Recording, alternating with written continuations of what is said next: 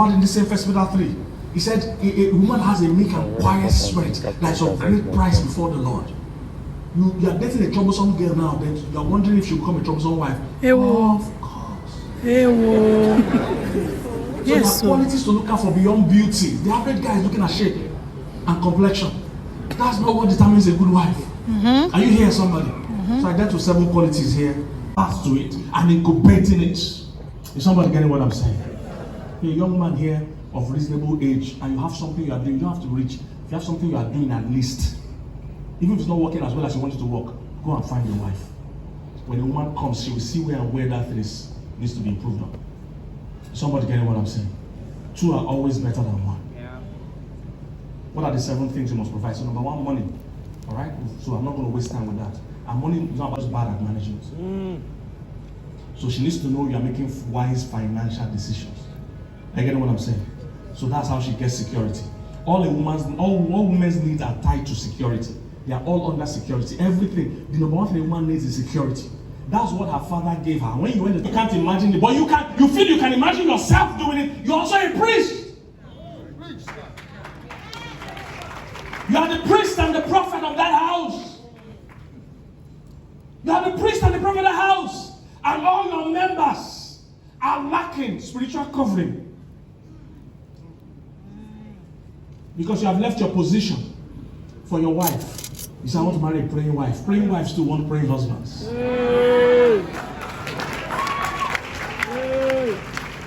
And you're wondering why they respect everything Pastor Larry says.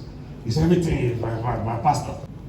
Spiritual covering. They did a study, they found out that if a child is the first to encounter Christ in a home, there's 3.3% chance the whole family will be affected spiritually. If a child first finds Christ. If a woman first finds Christ, the study says 17% chance that the whole family will come to Christ. 17%. But if a man is the one that finds Christ, they say 93% chance the whole family will come under God. Dear pastor, dear pastor,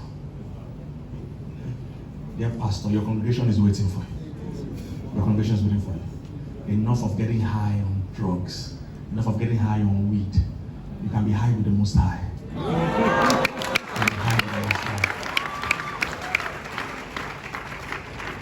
You have God in your life. I'm telling you, you're also a pastor. I speak over my children every day. If you're a man here, make it a duty. If you can't do it every day, do it every Monday before they start school, before they start their week. Bless them. If you don't know what to say, just say, God bless you. Start from there. But proclaim. They say by faith Isaac spoke over his children. By faith Jacob spoke over his children. Decree over them, you shall be first among your equals. You will excel in academics. You will excel in science. I'll just do voice note and proclaim over. That will be sweet for a woman to hear. That I'm being covered spiritually. Not every time quarreling. You're also a priest. Are you here, somebody? It's you God will ask about that house. So spiritual. Number 2. So there are 7 things. I'll touch 2 more in this service. Number 2, emotional security. Women need emotional. You know, the scripture read, they say they don't have the same advantages as you. What's your advantage as a man, emotionally speaking? Your advantage as a man emotionally is that you're not as emotional as women are. And being emotional is not bad. It's actually a good thing. But there are certain cases where emotions can also be dangerous. The advantage you have as a man is that you are not as emotional as a woman. So they examined the brain of men and women. They found out that a woman's brain, there's emotions all through the brain, all through. This is why a woman can't separate emotions from anything she does. Even something that should not be emotional, she'll make it emotional. Even now that I'm talking about it, some of them are getting emotional. Sometimes when a woman is talking to you, you need to find out what she's talking about, whether it's something today or something she's emotional about from the past. You must always try and decipher which one are we talking about. Because she's emotional. They've examined the brain, emotions covers everywhere. So she can be talking about something and just start crying randomly. She can talk about something and just say, I wish my father was here. And you wonder, how did your father enter this discussion? I'm telling you, she's graduating from school. Everybody says, yo, congratulations. My mother said she wanted to be my generation. My mother was died 10 years ago. Because her mind is all surrounded with emotions all around. It's not her fault when she gets emotional over issues. They say you don't have the same disadvantage. A man's brain has just 2 spots that have emotions. So he's not normally emotional. He now needs to learn to open those 2 places and let emotions come out. If he doesn't do that, he will be unemotional. The only things he's emotional about are things that have to do with position and competition, which is what he has been from the beginning. So you can see men that don't kiss their wives, they kiss trophy when they win World Cup.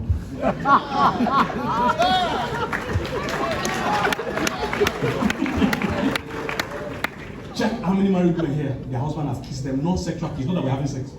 As in, just during the day, just hug that, kiss her. Many men don't touch their wife, don't kiss their wife. Some people say during sex, they don't even kiss their wife, they go straight to the point. But when these men win World Cup, they were all kissing trophy, inanimate objects. They were kissing shirts, kissing everything. You see, they get emotional, but they get emotional about something they've allowed themselves to get emotional about. So when it comes to marrying a woman, it won't come to you naturally to be emotionally available. The number one thing my wife complained about when we got married was that I was not emotionally available. If she's crying, I don't know what to do. Because what concern crying? How we crying? See, that's how men see practically. If you're a man, you have to change when you marry. When your wife is crying, hug her. When your wife is sad or depressed or crying, give words of affirmation and encouragement. Oh my God. Tell her to be okay. Even if you don't know how it's going to be okay. Somebody let me know what I'm saying. You have to turn it on. And let me tell you, man, it will feel awkward to you. You won't feel like. Because you're not as emotional. So you're wondering, why is she crying? What should I do? Sometimes when a woman is talking to you, a hug will solve the problem. I gave them yesterday 4 Ds of the communicating with women. Don't dismiss how she feels. Don't say, how can you say that? Don't dismiss it. Any of her complaint is valid because she's feeling it. Just because you're not feeling it doesn't mean it doesn't exist. Don't dismiss what she's saying. Don't defend yourself. If you defend yourself, you're wasting your time. Don't defend, don't debate. That's 3. If you defend and debate, you're wasting your time. You can never win. Because most times the woman is arguing with you, she's not arguing based on the facts. She's arguing based on the feelings. This is how she feels. You can't tell me I cannot feel like this because I am feeling like this. And how do you tell somebody she's not feeling something she is feeling? Is it your feeling?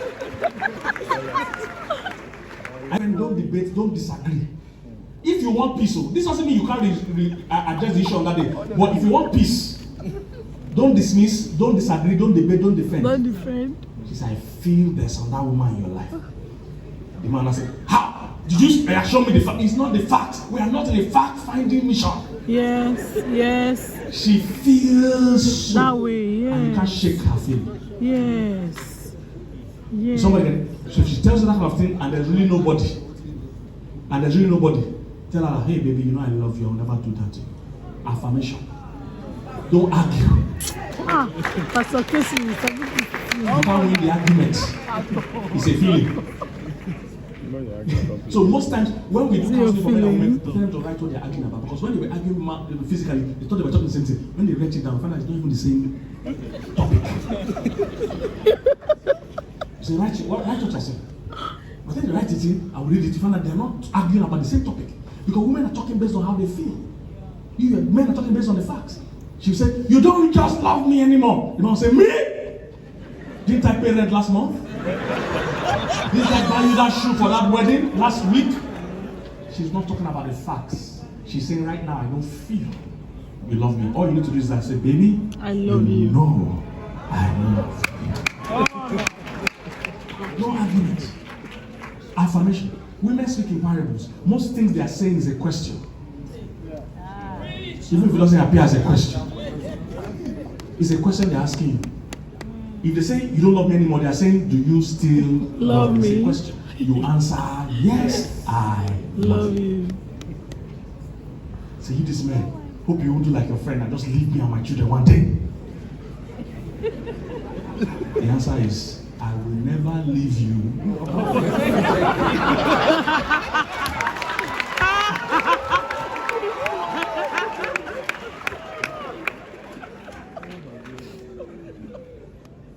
You say, I know I'm fat now. Answer is, look, it doesn't matter how you look. Me, I love you. You are always beautiful to me. She's asking, everything she's saying is a question that requires an answer. You must know the right answer. The more inexperienced you are, the more time you need to think. You know what the answer is. Sometimes she's talking for affection because that makes her feel better. It doesn't require an answer. If you wait long enough, she will answer by herself. If you attempt to answer, you will implicate.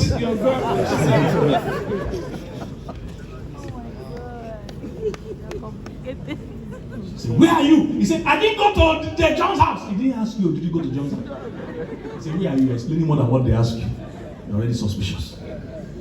So, women need emotional security. How do you provide that? You need to let her know that nobody in your life or nothing in your life is competing with her place.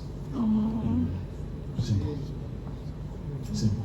If she's bothered that you're unnecessarily close to someone, if she's bothered about it, then it means you are most likely unnecessarily close to that person. Give her emotional security. She must never feel you can do away with her. She must never feel there's something more important. Even work. True. You must never let her feel you always place work before her. True. Are you here, somebody? And the interesting thing about women, reverse psychology works for women a lot. If you need to go for a job and you know she won't like it, tell her, they call me for this 10 million job, but I don't want to leave you. I don't like to stay this weekend. I want to stay here. She's gonna say, no, go for your job. It works all the time. If you go there and say, I want to go for a job, don't complain. She will not complain. Tell her, I want to tell this one, I'm not taking that job, Jerry. It's a lot of money and we need the money, but I'd rather even spend this weekend with you. Now do pretty face. That's offering you. She said, no, go. That's why you don't defend yourself, the woman. If she says, you've been very uncaring, say, Abi, I think I need to work on myself. Say, it seems I'm the most useless man. She said, no, you're not useless, you're my husband.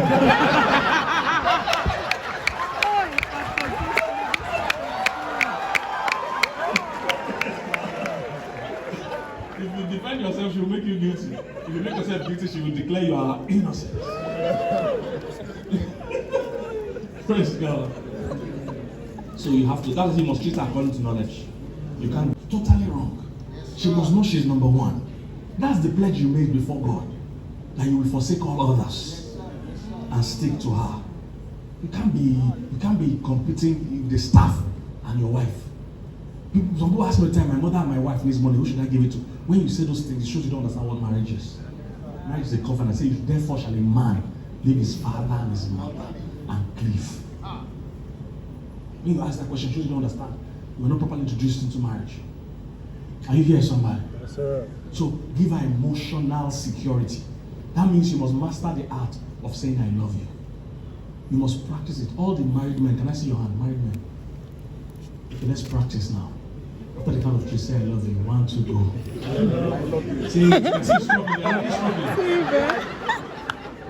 I'm not even saying you look at your wife yet, but just rehearse it. All married men, 1, 2, go.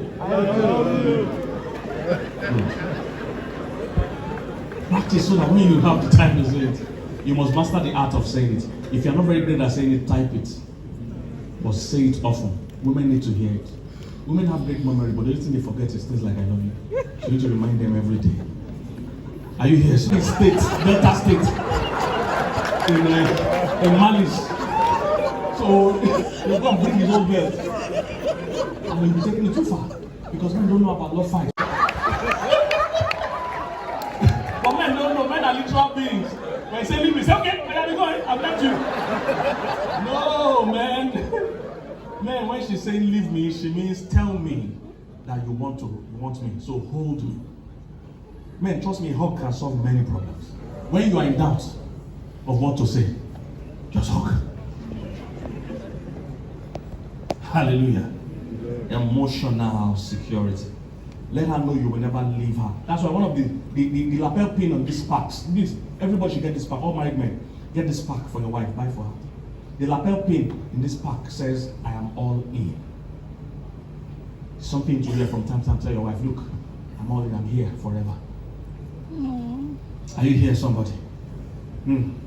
Second major need I'm going to deal with in this service. Physical protection or physical security. So number one, I mentioned emotional security. Women need to know you love them, reassure them, use I love you from time to time, as often as you can every day. You know, kiss her for no reason, not when you want to have sex. All right, she needs to feel affection. She's an emotional being. All right, I told the man yesterday, if you know how a woman's brain works, you understand why she needs loads of hugs, loads of surprises, loads of happiness. You make her happy, make her laugh for no reason. If you don't make her laugh, you will not rest. 100%. Because the way her brain works, her brain is one big bag or one big box, and everything that happens to her in life is thrown inside that box. So they are all mixed up, the happy days and the good days. For men, it's compartmentalized. The good days are separated from the bad days, office separated from home. Man's brain is like rice, one. The woman's brain is like spaghetti. Everything is mixed. And the funny thing about the woman's brain is always rotating. So if she's not, she can be happy now and just switch. Yes, swing. Because it has rotated. It's not her fault. She's not trying to be difficult. It's just how her mind works. This is why you must always surprise her, play with her, make her laugh, to let her forget. Women wake up tired. Their brains always working. Most women wake up tired. They did an experiment. They told men to sit down and they put machines to check their brain activity. Their brain activity reduced drastically when men sat down. This is why men watch TV without watching it. They blank out a lot. The men have a lot of quiet seasons. This is why your wife always asks, what I think when you look like this? What I think I'm saying nothing. She doesn't believe. Because her own mind never does nothing. So she's saying, I can't say nothing. Many times our mind is just blank. We're happy, our mind just blank. So what are you thinking? Nothing. No, honey, tell me you are looking someone. What about you thinking? I say nothing. So what are you thinking? Now I'm thinking what to tell you I'm thinking. Because if I don't think of something to tell you I'm thinking, and they ask me what I'm thinking, if you look like I'm thinking, I'm not. Because know why she's always asking you that? Because her own mind is never blank. Her mind is always moving. So they told men to sit down, their brain activity reduced drastically. They told women to sit down, their brain activity increased. She sat down, I was thinking, what on earth am I doing here? Sitting down, doing the experiment, when I can do many other things. Women's mind is already run about. And because they use two sides of their brain. So that's why a woman can be having sex with her husband, all her brain is thinking is the door locked. She have a man has only one brain. If he's doing something, he's doing something. The woman's own, she can do something and the brain checking how much is Ugu now. Is Ugu gone? I have to be busy tomorrow and the school children have to go to school too. She's doing other things on that side of her brain, she's solving other problems. So when they put her in that same chair, when she sat down, her brain activity increased. Most women wake up tired because even while they're sleeping, their brain is going to the market to price things. So if you don't distract her, she will look for trouble. Oh my God. So make her happy. You must surprise her from time to time. Buy her a gift for no reason. Make her happy. In Bible days, Deuteronomy 24, they say when you marry that time, you give a man 1 year off work. Yes. The assignment is to cheer up his wife. 1 year off work. Paternity, not paternity leave. Bridal leave. Matrimony leave. 1 year. Bible days. They say so that he will cheer up his wife. Because if you don't cheer her up, she will get depressed. If she gets depressed, she will give everybody a bad day. If the woman is having a bad day, everybody is going to have a bad day. Emotional. So next one is physical security. You must protect a woman. This is why, like I said in the first service, this is why women used to be attracted to military men. Because it gives a sense of security. This is why they like tall men. If you ask a woman, what do you want in a husband? If she doesn't mention girlfriend, the next thing that will follow is tall. Because it gives a sense of protection. You must protect your wife or your woman. She was made for physical security. That's what I'm saying. That money is not. Money is just 1 out of the 7. If money was that important, 8 out of the 9 richest men in the world will be divorced. 8 out of 9 of the richest men in the world are divorced. That they have raw cash. These are guys that are worth billions, but their wives left. Why would they want? If you think women is the only money women want, why would they want woman leave a billionaire? Because that's not all she wants. Are you hearing? That's all she should worship you. It's not going to happen. Right now, there's women that many women make their own money. So physical security. She needs to know you will protect her. Protect her from who? Protect her first from your family. When you marry a woman, you can't throw her where your family can harm her. Let your family know they're going to have any dealings with her. They should talk to you. Try if it's negative. If it's positive, they can talk to her. If it's negative, it's complaint, talk to me, I will address it. Don't expose them to the point where your mother can insult her. Don't expose them to the point where your siblings can insult her. You are just getting married, then 13 of your brothers are living with you. Want to open hotel? Now buy land now and build hotel. You are going to stress that woman out. She needs physical security. You must let them know they can't speak to her anyhow. Even your kids, you must let them know they can't insult your wife. You must protect the woman. A woman's body is about 10 times softer than a man's body. So she's not even made for any hardship. No stress. A man's body was made rugged because men need to enter bush to us. So yeah, our body is strong. But a woman's body is about 10 times softer. All the parts of her body are sensitive to touch. a man's body, the only place I sense, there's only one place sensitive to touch, which I can't mention. The rest of your body is like rock. You don't like. But for a woman, every part of her body is soft. So this is why, if you notice during love making or when couples are trying to be nice to each other, the woman is touching every part of your body. She's touching you how she likes to be touched. But you're also touching her how you like to be touched. So women, notice when your husband wants to do something or whatever, you just go straight to the point. And it's the most irritating thing for women. You just come into the room.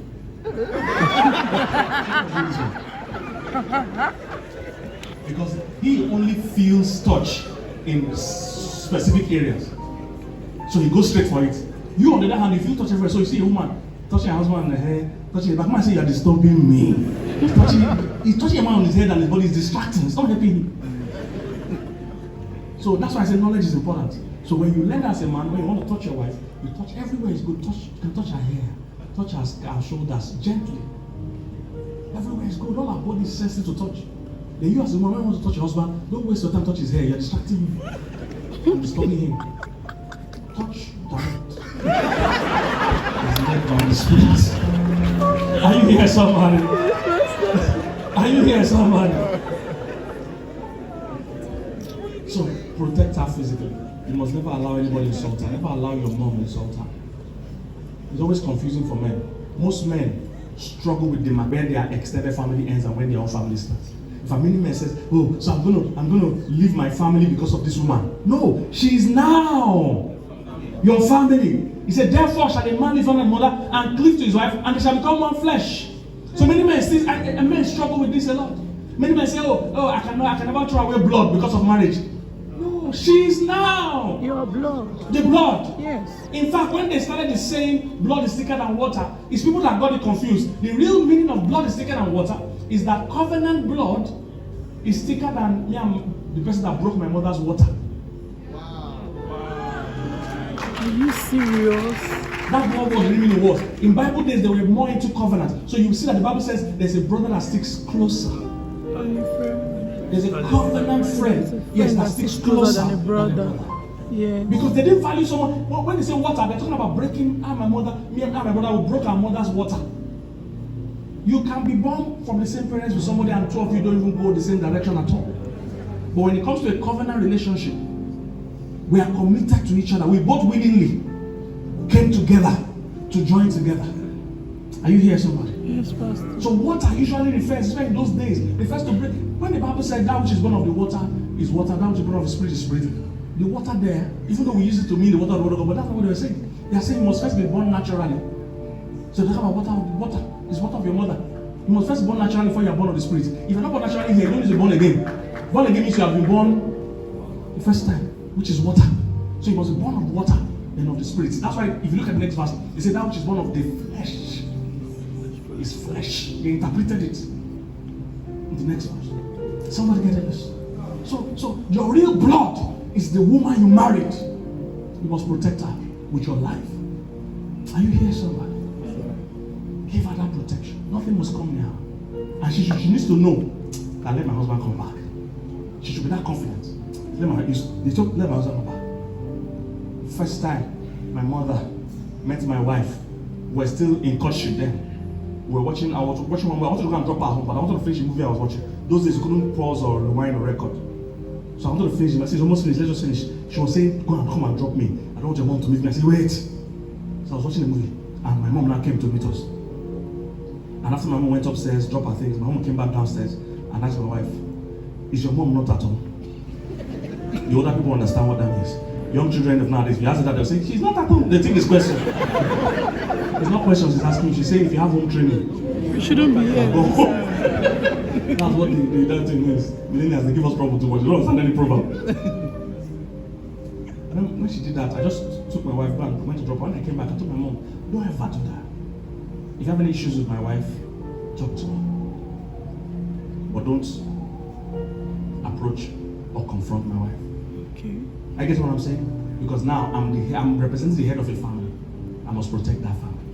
Somebody get what I'm saying? Yes, Pastor. Say, therefore shall a man leave his father and his mother and shall cleave unto his wife. When you bless this Lord. Yes, Pastor. Happy rise to our feet.